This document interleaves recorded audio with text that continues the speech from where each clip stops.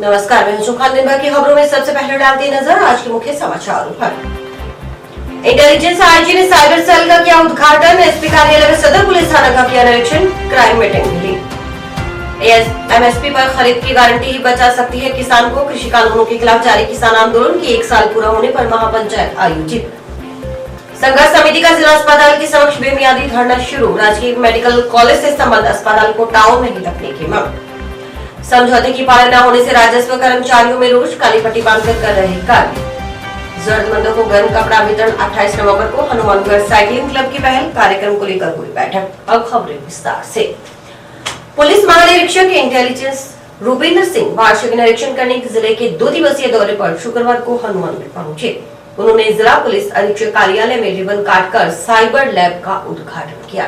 इस मौके पर जिला पुलिस अधीक्षक प्रीति जैन, अतिरिक्त पुलिस अधीक्षक जसाराम बोस, सीओसीटी प्रशांत कौशिक सहित अन्य पुलिस अधिकारी मौजूद रहे।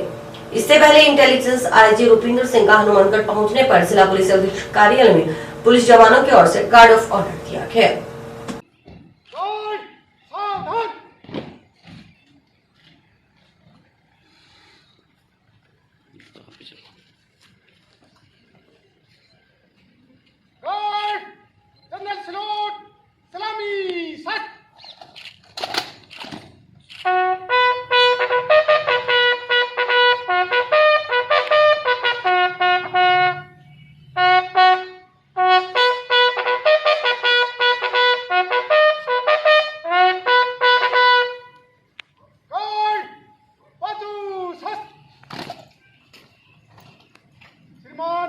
गार्ड आपके निरीक्षण के लिए हाजिर है। धन्यवाद।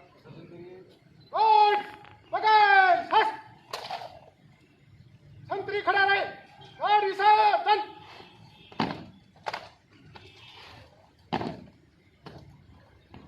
इसके बाद इंटेलिजेंस आईजी ने दोपहर को जिला पुलिस अधीक्षक कार्यालय का निरीक्षण किया व साइबर सेल का उद्घाटन किया। साइबर लैब के उद्घाटन मौके पर इंटेलिजेंस आईजी ने साइबर सेल के हेड कांस्टेबल वाहेगुरु सिंह को उत्कृष्ट कार्य के लिए पीठ थपथपाई।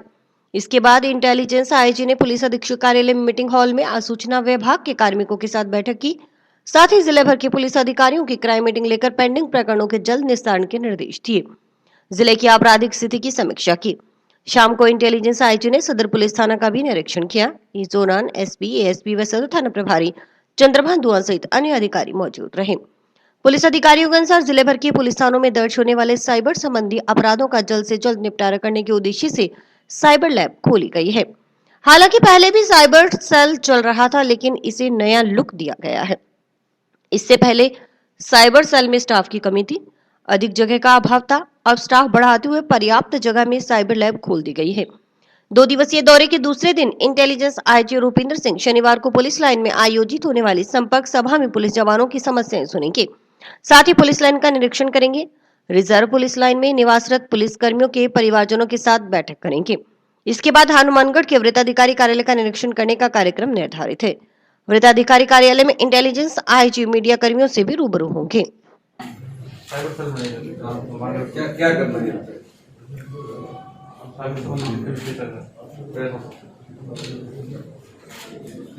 क्या प्रोसेस करके किसको देते हो? सर थाने से जैसे लेटर आता है। हाँ। कितने कितने लोग हैं इसमें काम करने वाले? 9 लोग। यहाँ तक 3 4 5 स्टेशन बनाए हैं। हाँ? अच्छा लो, ठीक है। बाकी शिफ्ट में भी चलेगा, है ना? और पहले कहाँ चलता था जब ये नहीं था? छोटा सा फटा इसको किया। और ये अपना सरकारी सामान है? हाँ सर। Good, nice. और आप कब से हैं इंचार्ज इस सेल के? हनुमानगढ़ की तरफ से और बड़े अधिकारियों की तरफ से साइबर सेल को न्यू लुक किया गया है। साइबर सेल खोला गया है ताकि थानों से जो भी साइबर संबंधी क्राइम होता है उसको जल्दी से जल्दी उसका निपटारा हो सके, ट्रेस आउट किया जाए। पहले ये हमारे पास स्टाफ भी कम था और जगह भी कम थी। अब जगह भी काफ़ी है और स्टाफ भी मैडम ने एक्स्ट्रा लगाया है। तो मैं सोचता हूँ कि मेरी जो हनुमानगढ़ की पुलिस है पूरे ही लोग साइबर एक्सपर्ट हों, ताकि जैसे ही कोई साइबर संबंधी केस आए तुरंत उसका सॉल्व हो। संविधान दिवस पर शुक्रवार को एडीएम प्रतिभा देवटिया ने कलेक्ट्रेट परिसर में आयोजित कार्यक्रम में सभी अधिकारियों व कर्मचारियों को मौलिक कर्तव्यों की पालना की शपथ दिलाई। सभी अधिकारियों व कर्मचारियों ने मौलिक कर्तव्यों की पालना की शपथ ली और संविधान की प्रस्तावना का सामूहिक पठन किया। इस मौके पर एडीएम देवटिया ने बताया कि हर वर्ष 26 नवंबर का दिन देश में संविधान दिवस के तौर पर मनाया जाता है। 26 नवंबर को राष्ट्रीय कानून दिवस के रूप में भी मनाया जाना चाहता है। 26 नवंबर 1949 को ही देश की संविधान सभा ने वर्तमान संविधान को विधिवत रूप से अपनाया था। हालांकि इसे 26 जनवरी 1950 को लागू किया गया। वर्ष 2015 में संविधान के निर्माता डॉक्टर अम्बेडकर के 125वें जयंती वर्ष के रूप में 26 नवंबर को सामाजिक न्याय और अधिकारिता मंत्रालय ने इस दिवस को संविधान दिवस के रूप में मनाने के केंद्र सरकार के फैसले को अधिसूचित किया था। संवैधानिक मूल्यों के प्रति नागरिकों में सम्मान की भावना को बढ़ावा देने के लिए ये दिन मनाया जाता है। उधर सार्वजनिक निर्माण विभाग कार्यालय में एससी गुरनाम सिंह की ओर से संविधान दिवस पर कार्यालय अधिकारी कर्मचारियों को शपथ दिलाई गई। संविधान का उद्देश्य, कर्तव्य और मूल अधिकार बताए गए। आज संविधान दिवस के उपलक्ष्य में कार्यालय जिला कलेक्ट्रेट हनुमानगढ़ में समस्त कार्मिकों को संविधान दिवस की उद्देशिका एवं उनके कर्तव्यों के शपथ दिलाई गई और साथ ही इनको अपने जीवन में इन कर्तव्यों उद्देशिका का पालन करने के लिए प्रेरित किया गया और समस्त कार्मिकों द्वारा इनका कार्यक्रम में भाग लिया गया। केंद्र सरकार के 3 कृषि कानूनों के खिलाफ दिल्ली बॉर्डर पर जारी किसान आंदोलन को 1 साल पूर्ण होने पर शुक्रवार को संयुक्त किसान मोर्चा हनुमानगढ़ की ओर से जिला मुख्यालय पर जंक्शन के रिको इंडस्ट्रियल एरिया स्थित सेंट्रल वेयर हाउस गोदाम के समक्ष महापंचायत का आयोजन किया गया। महापंचायत में जिले भर के सैकड़ों की संख्या में किसान मजदूर शामिल हुए। महापंचायत की शुरुआत में किसान आंदोलन के दौरान जान गंवाने वाले 750 से अधिक किसानों को श्रद्धांजलि अर्पित की गई। महापंचायत में भादरा विधायक बलवान पूनिया भी शामिल हुए। महापंचायत को संबोधित करते हुए मोर्चा के रामेश्वर वर्मा ने कहा कि 3 काले कृषि कानूनों को रद्द करवाने के लिए दिल्ली के बॉर्डर पर डटे किसानों का आज 1 साल पूरा हो गया। तब कुछ लोग कहते थे कि मोदी ने जो बात कह दी वह लोहे की लकीर है, वह कभी मिटती नहीं। देश के किसानों ने अपनी मांग मनवाकर उन लोगों के मुंह पर तमाचा जड़ा है। सरकार ने तीनों कृषि कानून वापस ले लिए। वर्मा ने कहा कि इन सब के बावजूद किसान की फसल की न्यूनतम समर्थन मूल्य पर खरीद की गारंटी का कानून बनाने का मुद्दा अभी बीच में है। संयुक्त किसान मोर्चा दिल्ली के निर्देशानुसार आगामी आंदोलन चलाया जाएगा। महापंचायत के बाद राज्यपाल के नाम 10 सूत्री मांगों का ज्ञापन प्रशासनिक अधिकारियों के माध्यम से प्रेषित किया गया। आज पूरे हिंदुस्तान के अंदर बच्चा इस बात को जान गया और बड़ी बेशर्मी के साथ अभी कुछ ही दिन पहले प्रधानमंत्री जी ने कहा कि मैं पूरे देश से माफी मांगता हूं कि हमारी तपस्या में कोई कमी रह गई। अब यह पूरा देश जानता है कि उन्होंने तपस्या कौन सी की थी। जब पहली दफा किसानों ने कह दिया कि यह कानून हमारे हित के नहीं है, लेकिन वो नहीं माने। जब किसान दिल्ली की तरफ कूच किया तो उन्होंने पहली बार इस तरीके से आंदोलन को कुचलने का काम किया कि सड़कें खोद दी गई, कीलेवाल लगा दी गई, सांप्रदायिकता फैलाने का काम किया, लाठियां चलाई, वाटर कैनन पानी छोड़ा गया, लेकिन हिंदुस्तान का किसान वहां डटा रहा और बेशर्मी से माफी मांगते हैं। 750 से ज्यादा हमारी बहनों ने अपने पति खोए, हमारी माओ ने अपने बेटे खोए और आज वो कह रहे हैं कि जी मैं माफी मांगता हूं, हमारी तपस्या में कमी रह गई थी। नवंबर 2020 को देश के बॉर्डर के ऊपर किसान जो है वो रास्ते पे धरना दे के बैठे थे। उनको 1 साल पूरा हो रहा है। इस 1 साल के दौरान जो लोग ये कहते थे कि मोदी लोहे पे भी लकीर बना देता है, रोक में मिटते नहीं, देश के किसान ने मजदूर ने मजबूर कर दिया कि उनकी जायज मांगों को माना जाए और तीनों काले कानून वापस हुए। इसके साथ साथ जो एमएसपी पे खरीद की गारंटी है वो एक बहुत बड़ा सवाल है। आज तक 4.5 लाख किसानों ने आत्महत्या की है 1991 से लगाकर, और उसका सबसे बड़ा कारण था कि किसान की सिर्फ 6% फसल ही एमएसपी खरीदी जाती है और उसका 45 लाख करोड़ रुपए का 91 से लेकर आज तक घटा हुआ है, जिसके कारण किसान आत्महत्या कर रहा है। उसकी भरपाई स्वामीनाथन के हिसाब से जब ही हो सकती है 50 के फार्मूले के तहत उसकी खरीद जो है वो MSP पे हो। समस्या इस वजह से जी झोना असी हजे भी मान लो इतने बहुत तकलीफ झल के झोने की खरीद चालू कराई सी ते झोने वड्डे नूं महीना हो गया ते खरीदे नहीं जाता, हजे पिया मंडियां सारे 6000 टन झोना लिया ते वो भी हजे पिया है। 50,000 टन लेना सी, 50,000 तो 6,000 भी नहीं होया जी, 5,000 ही होया जी, हजे विच पिया है। मतलब समस्या बहुत है। एक पराली का पराली जो तो चलान कट्टी जाने साडे 4% साडा पोल्यूशन है, वो इन्हां दे मुताबिक है नहीं पोल्यूशन, असीं तां मनदे नहीं गे, वो वनस्पति बल नाल पोल्यूशन नहीं हुंदा गा। इन्होंने आपकी गल बनाई हैगी ते सानू तो पर DAP नहीं मिली, फिर हुण यूरिया दी, सानू तो परेशान नहीं रहना, इन्होंने परेशान करना इन्होंने। राजकीय मेडिकल कॉलेज से संबद्ध अस्पताल को टाउन में ही रखने की मांग को लेकर जिला अस्पताल बचाओ संघर्ष समिति ने पूर्व घोषणा अनुसार शुक्रवार को टाउन में महात्मा गांधी स्मृति जिला अस्पताल के समक्ष बेमियादी धरना शुरू कर दिया।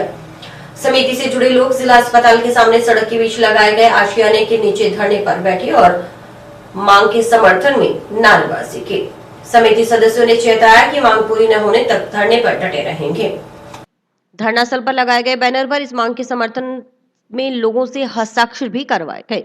धरना स्थल पर हुई सभा को संबोधित करते हुए पूर्व पार्षद देवेंद्र पारिक ने बताया कि पूर्व में बने प्रस्ताव के अनुसार राजकीय मेडिकल कॉलेज से संबद्ध अस्पताल को टाउन में ही रखने की मांग को लेकर जिला अस्पताल के समक्ष बेमियादी धरना शुरू किया गया।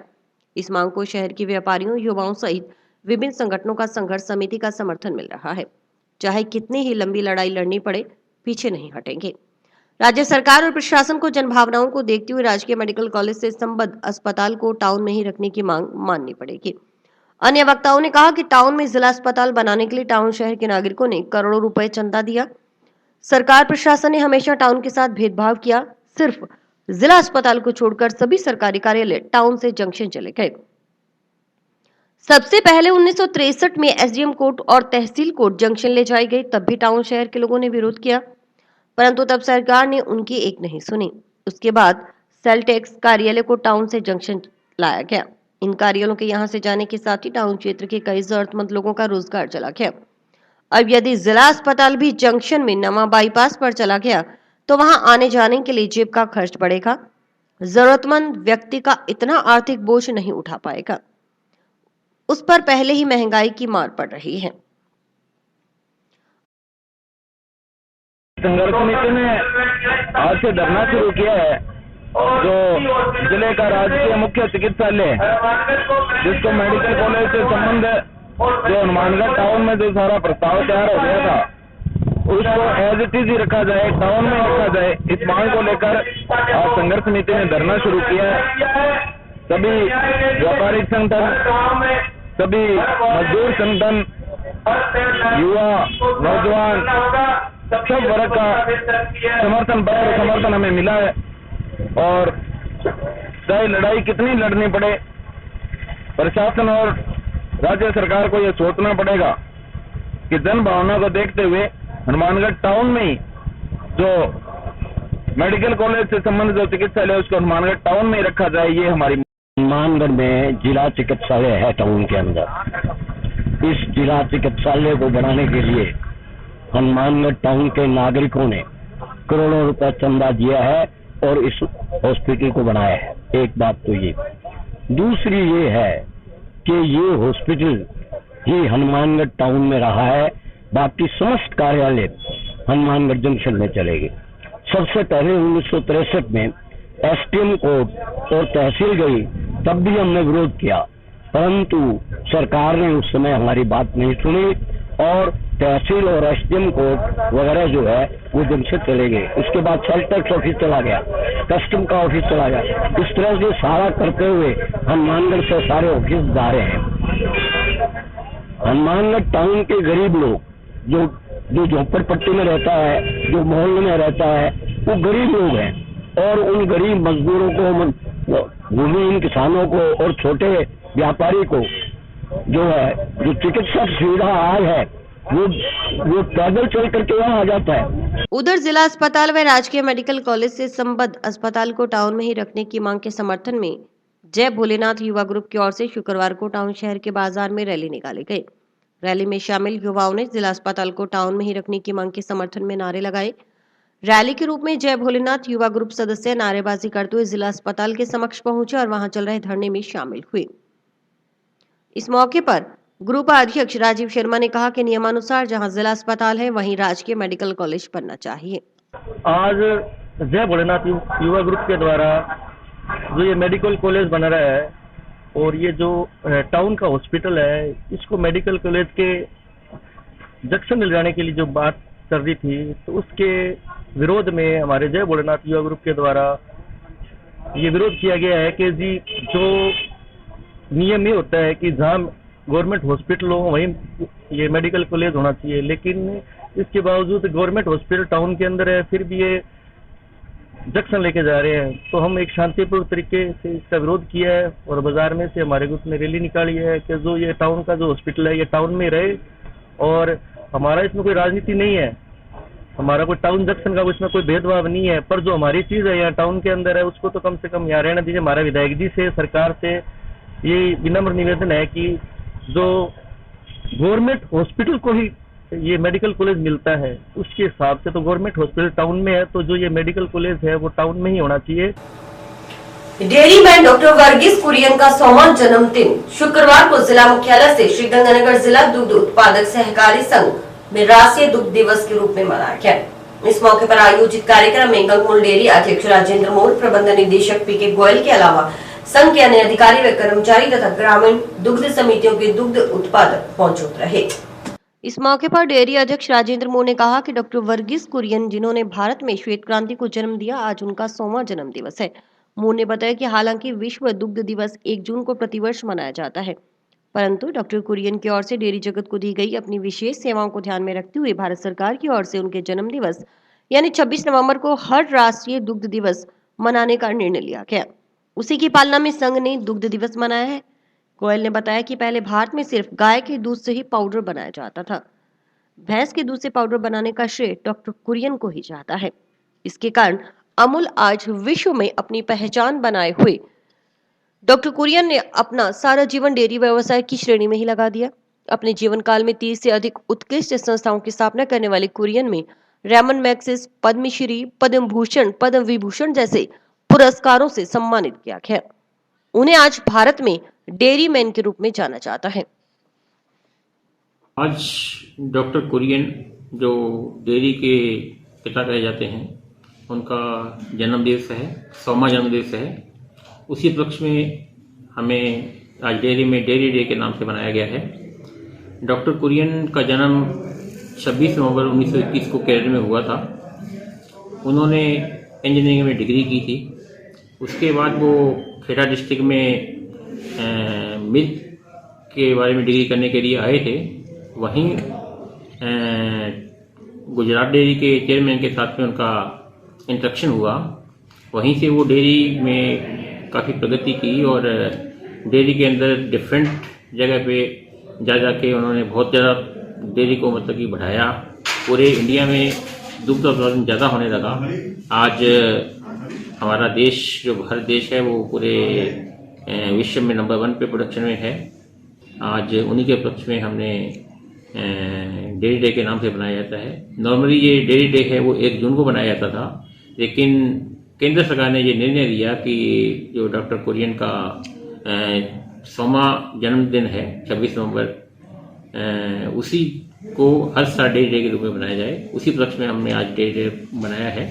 और इसके साथ साथ में मैं आपको बताना चाहूँगा कि हमने डेयरी डे के उपलक्ष्य में ही सरस घी जो पहले 1 लीटर पाउच में 15 किलो टीन में आता था, आज उसकी लॉन्चिंग 2 लीटर पर पेट जार में और 5 लीटर पर पेट जार में की है, जो कि हमें उम्मीद है राजस्थान में पहली बार है। और अभी वक्त है एक ब्रेक का।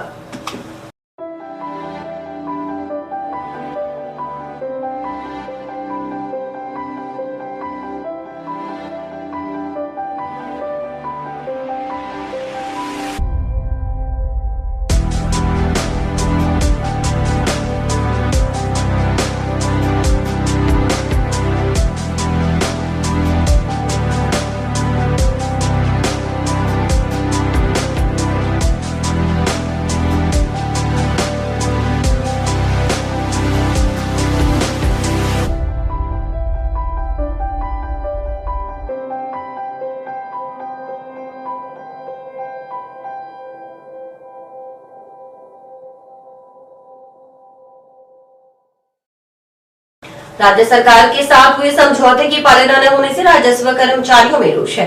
इसके विरोध में राजस्थान राजस्व सेवा परिषद के आह्वान पर गिरदावर, पटवारी, तहसीलदार, नायब तहसीलदार की ओर से काली पट्टी बांधकर राजस्व कार्य किया जा रहा है। इन कर्मचारियों ने समझौते की शीघ्र पालना न होने पर 29 नवंबर से प्रशासन, शहरों और गांवों के संग अभियान का बहिष्कार करने की घोषणा की।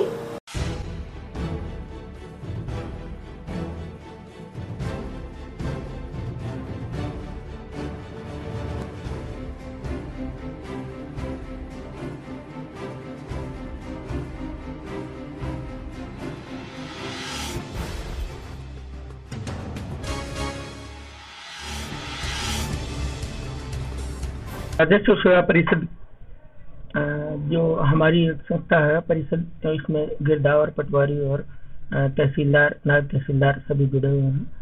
उनके साथ में हमारी मांगों के संबंध में राजस्व सेवा परिषद के साथ में राज्य सरकार और माननीय मुख्यमंत्री महोदय के साथ में हुई वार्ता के अनुसार हमारी जितनी भी मांगे थी उन पर उन्होंने स्वीकृति प्रदान करते हुए यथोचित कार्रवाई के लिए निर्देशित कर दिया गया था। इस संबंध में उन्होंने दिनांक 4/10/2021 को राजस्व सेवा परिषद के बीच में जो सरकार के साथ में समझौता हुआ था उसको 17/10/2021 तक सभी प्रकार के आदेश निकालने के लिए निर्देशित किया गया था। परंतु अभी तक एक आधे मांग के अलावा बाकी सभी मांगों में जो बिंदु संख्या 2 से 9 तक जितनी भी मांगे थी उनमें अभी तक कोई आदेश जारी नहीं हुए हैं। तो कर्मचारियों में इस बात को लेकर थोड़ा रोष हो गया और हम लोगों ने ये बात बार बार पहुंचाने के बावजूद भी अभी कार्रवाई नहीं होने के कारण हमारे जो जिला प्रतिनिधि हैं और जो हमारे स्टेट लेवल के प्रतिनिधि हैं उन्होंने ये निर्णय लिया है कि आने वाले जो प्रशासन गांवों का संघ और प्रशासन शहरों के संघ जिनमें हमारी काम भूमिका महती है, हम काम करते रहेंगे और उसमें दिनांक 20/11 से हम काली पट्टी बांध के काम कर रहे हैं। बेहतर स्वास्थ्य व पर्यावरण का संरक्षण करने का संदेश दे रहे टाउन के हनुमानगढ़ साइकिलिंग क्लब से जुड़े युवाओं की ओर से सामाजिक कार्यों की दिशा में एक और कदम बढ़ाया गया है। इसके तहत क्लब की ओर से सर्दी के मौसम को ध्यान में रखते हुए जरूरतमंद लोगों को निःशुल्क गर्म कपड़े वितरित करने की पहल की गई है। कार्यक्रम के तहत क्लब की ओर से शहर के लोगों के पुराने कपड़े इकट्ठा किए जा रहे हैं। इन कपड़ों को रविवार शाम को टाउन में शाम 5 बजे वितरित किया जाएगा। कपड़े डोनेशन के कार्यक्रम को लेकर शुक्रवार को क्लब सदस्यों की बैठक जंक्शन स्थित सूचना एवं जनसंपर्क अधिकारी कार्यालय में हुई। बैठक में पीआरओ सुरेश बिश्नोई ने कहा कि हनुमानगढ़ साइकिलिंग क्लब की ओर से पिछले 2-3 साल से पूरी तरह से सक्रिय होकर कार्य किया जा रहा है। क्लब की ओर से की जा रही गतिविधियों से स्वास्थ्य के अलावा अन्य सामाजिक मुद्दों को लेकर समाज में अच्छा संदेश जा रहा है। अब क्लब की सर्दी के मौसम में जरूरतमंदों को निःशुल्क कपड़े उपलब्ध करवाने की पहल भी सराहनीय है। इसके लिए पीआरओ ने क्लब को बधाई देते हुए कहा कि ग्रुप से जुड़े युवा काफी अच्छा कार्य कर रहे हैं। हनुमानगढ़ टाउन का और हनुमानगढ़ जिले के मानिए आप हनुमानगढ़ जिला मुख्यालय का संडे साइकिलिंग ग्रुप पिछले 2-3 साल से मैं देख रहा हूँ बहुत एक्टिव होकर काम कर रहा है। संडे साइकिलिंग ग्रुप का मैसेज जो है वो स्वास्थ्य के अलावा जो और सामाजिक जो मुद्दे हैं, इन्वायरमेंट है, जैसे अभी ये नया काम शुरू कर रहे हैं कि सर्दियां आ रही हैं तो जरूरतमंद जो लोग हैं उनको कपड़े मिल जाए।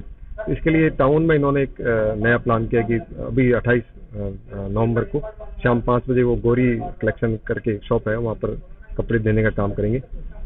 उसके 1 महीने बाद फिर दिसंबर 28 को की भी प्लान किया जाएगा कि टाउन और जंक्शन दोनों जगह कपड़े जरूरतमंद लोगों को कपड़े मिले। तो मैं इस संडे साइकिलिंग ग्रुप को बधाई देता हूं कि वो बहुत अच्छा काम कर रही है, सामाजिक सोशल जो वर्क है उनसे जुड़ी हुई है। हनुमानगढ़ साइकिलिंग क्लब के पुष्पेंद्र सिंह शेखावत ने बताया कि संस्था की ओर से सर्दी के मौसम के मद्देनजर कपड़े डोनेशन का कार्यक्रम शुरू किया जा रहा है। इस कार्यक्रम को शुरू करने के पीछे का मकसद यही है कि जरूरतमंद भी सर्दी के मौसम में बिना गर्म कपड़ों के परेशान न हो। इसके तहत रविवार को क्लब की ओर से टाउन में गोरी गारमेंट्स शॉप पर शाम 5 बजे जरूरतमंदों को कपड़े वितरित किए जाएंगे। इसके 1 माह बाद 28 दिसंबर को भी टाउन व जंक्शन में जरूरतमंदों को कपड़े उपलब्ध करवाएंगे। उन्होंने शहरवासियों से अपील करते हुए कहा कि वे इस मुहिम में सहयोग करते हुए ज्यादा से ज्यादा ऐसे कपड़े जो उनके उपयोग लायक नहीं हैं, हनुमानगढ़ साइकिलिंग क्लब को डोनेट करें ताकि जरूरतमंद को सर्दी के मौसम में राहत पहुंचाई जा सके। साथ ही कहा कि जरूरतमंद लोग भी कपड़े लेने के लिए रविवार को आए। हनुमानगढ़ साइकिलिंग की तरफ से ये कपड़े डोनेशन का जो प्रोग्राम है, ये अभी सर्दियां आने वाली है, तो मेन उद्देश्य यही है जो भी जरूरतमंद है सर्दियां आने वाली है उनके लिए कपड़े उपलब्ध हो जाए। तो इसलिए संडे को 5 बजे ये वितरण का प्रोग्राम कराया गया है। इसलिए हम सारे शहरवासियों से यही अपील करते हैं कि ज़्यादा से ज़्यादा संख्या में हमें कपड़े डोनेट करें और जो लेना चाहते हैं वो भी 5 बजे संडे को जरूर आए। इसमें कोई संकोच ना करें क्योंकि जरूरत की चीज़ है, ठंड आ रही है, इसमें बच्चों को और बुजुर्गों को ठंड ना लगे, जो जरूरत के कपड़े उनको मिल जाए। उन्होंने हनुमानगढ़ संडे साइकिलिंग ग्रुप के निखिल ने बताया कि किसी भी व्यक्ति के घर में ऐसे पुराने कपड़े हों जो उनके बच्चे या परिवार के सदस्य नहीं पहन रहे, वह टाउन के पीएनबी शाखा के सामने स्थित गौरी गारमेंट पर डोनेट किए जा सकते हैं। इन कपड़ों को उसी दुकान के सामने रविवार शाम 5 बजे जरूरतमंदों को डोनेट किया जाएगा। उन्होंने बताया कि जैसे जैसे लोगों को इस मुहिम का पता चल रहा है वैसे वैसे वे मदद के लिए आगे आ रहे हैं। हर साल 28 नवंबर को जरूरतमंदों को कपड़े वितरण का कार्यक्रम जारी रखा जाएगा। यारों साहब जी के आए हुए हैं सुरेश विष्णु जी ने, और इन्होंने मतलब काफी सहयोग किया है। हमने एक मुहिम चालू की है हनुमानगढ़ साइकिल क्लब की ओर से, जिसमें हम लोग कपड़ा डोनेशन कर रहे हैं। तो उसका क्या प्रोसेस है वो मैं आपको बता देता हूँ। सिंपली आपके पास जो भी पुराने कपड़े हैं, गौरी रेडीमेड है पीएनबी बैंक के सामने, आप वहाँ पे जाके दे सकते हो हनुमानगढ़ टाउन में। और दूसरा साथ में ये है कि उसी तारीख संडे को हम 5 बजे वहाँ पे ही उसी दुकान के सामने कपड़ा डोनेट कर देंगे। और हम क्या चाह रहे हैं इसी मुहिम को, देखो ये काफी आगे बढ़ चुकी है। हमने ये देखा है कि देखो मोहल्ले से कोई एक जन आता है या कॉलोनी से एक जन आता है, तो वो क्या करता है अपनी पूरी कॉलोनी में ही जाके बता देता है और उस चक्कर में पूरी कॉलोनी वाले हमारा सहयोग कर रहे हैं। तो धीरे धीरे ये हनुमानगढ़ टाउन में तो इतना अच्छा फैला है, अब जंक्शन की ओर भी अब न्यूज के माध्यम से चला जाएगा। तो फोकस ये है कि आप संडे को से पहले कपड़े लेके जाए और 5 तारीख से पहले आप कर सकते हो। हम इसको एज अ फेस्टिवल लेना चाह रहे हैं कि अभी देखो इस टाइम में हमें बताना पड़ रहा है कि हम ऐसा कर रहे हैं 28 तारीख को, पर नेक्स्ट टाइम से लोगों को पता लग जाए एज अ त्योहार।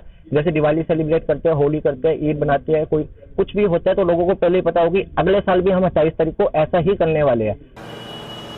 जंक्शन के वार्ड नंबर 4 खुंजा में सामुदायिक भवन के लिए छोड़े गए नगर परिषद के बेशकीमती भूखंड को अवैध रूप से कब्जा करने से रोकने की मांग को लेकर वार्डवासियों ने शुक्रवार को कलेक्टर को ज्ञापन सौंपा। ज्ञापन में बताया कि वार्ड नंबर 4 खुंजा में ज्यादातर आबादी दलित, पिछड़ी व निर्धन वर्ग की है। इस मौके पर नागरिकों का कहना था कि ये भूखंड पिछले कई दशक से सामुदायिक भवन बनाने के लिए नगर परिषद की ओर से छोड़ा गया था और सामुदायिक भवन बनाया जाना प्रस्तावित है। ये भूखंड अबोहर बाईपास के नजदीक है, इसलिए इस भूखंड की कीमत काफी अधिक होने पर भूमाफियाओं की नजर इस भूखंड पर है। पूर्व में भी कई बार भूमाफियाओं और असामाजिक तत्वों की ओर से इस कीमती भूखंड पर कब्जा करने के प्रयास किए जाते रहे, लेकिन वार्डवासियों की ओर से विरोध किए जाने पर भूमाफिया व असामाजिक तत्व इस भूखंड पर कब्जा नहीं कर सके। अब फिर कुछ भूमाफिया और असामाजिक तत्वों की ओर से सामुदायिक भवन के लिए छोड़े गए इस भूखंड पर जेसीबी व मजदूर आदि लगाकर कब्जा करने का प्रयास किया जा रहा है। वार्डवासियों के अनुसार जब उन्होंने अवैध कब्जे के प्रयास का विरोध किया तो भूमाफियाओं की ओर से वार्डवासियों को डराया धमकाया गया। ज्ञापन में कहा गया कि वार्ड नंबर 4 की बहुसंख्यक आबादी दलित, पिछड़ी व निर्धन वर्ग की है। इसके चलते वार्डवासियों को सामुदायिक भवन की अत्यंत आवश्यकता है। वार्ड नंबर 4 जो खुंजा है, इसके जो माताएं, बहनें, बुजुर्ग हैं, जो नौजवान, हम लोग सभी इकट्ठे होके आज कलेक्टर साहब से मिले हैं। मिलने का कारण ये है कि वार्ड नंबर 4 की सामुदायिक भवन के लिए कई दशकों से जगह एलोकेट की हुई है। वहाँ जब पहले गांव था खुंजा और अब वार्ड है, तो वहाँ वार्ड वासियों ने मिलकर उस जगह को छोड़ रखा है सामुदायिक भवन के लिए। अब वहाँ काफ़ी लंबे समय से भूमाफियों के असामाजिक तत्वों का उस जगह पर उस नज़र है और वो उस पर कब्जा करना चाहते हैं अवैध रूप से। अभी पिछले 2-3 दिन से वो कब्जे के लिए उन्होंने वहाँ जेसीबी लाए, मजदूर की सहायता से कब्जे के प्रयास जारी थे। आज हम लोग कलेक्टर साहब से मिले हैं। अब हमें पता भी चला है कि अभी उन्होंने दोबारा जो भूमाफिया थे उन्होंने दोबारा वहाँ पर नगर परिषद का बोर्ड लगाया है, इस डर से कि जो माताएँ, बहनें, जो वार्ड के लोग आक्रोशित हो गए हैं और उन्होंने ये प्रण कर दिया कि भूमाफियों को इस बेशकीमती भूखंड को किसी भी कीमत पर कब्जा नहीं करने देंगे। श्री खुशालदास विश्वविद्यालय में शुक्रवार को संविधान दिवस पर कार्यक्रम आयोजित किया गया। कार्यक्रम में मुख्य अतिथि जिला विधिक सेवा प्राधिकरण सचिव, अपर जिला एवं सत्र न्यायाधीश संदीप कौर व वरिष्ठ अधिवक्ता शंकर सोनी थे। कार्यक्रम का आयोजन विश्वविद्यालय के विधि विभाग व जिला विधिक सेवा प्राधिकरण के तत्वावधान में किया गया। और इसी के साथ समाचार समाप्त हुए। रोजाना देखते रहिए समाचार। नमस्कार।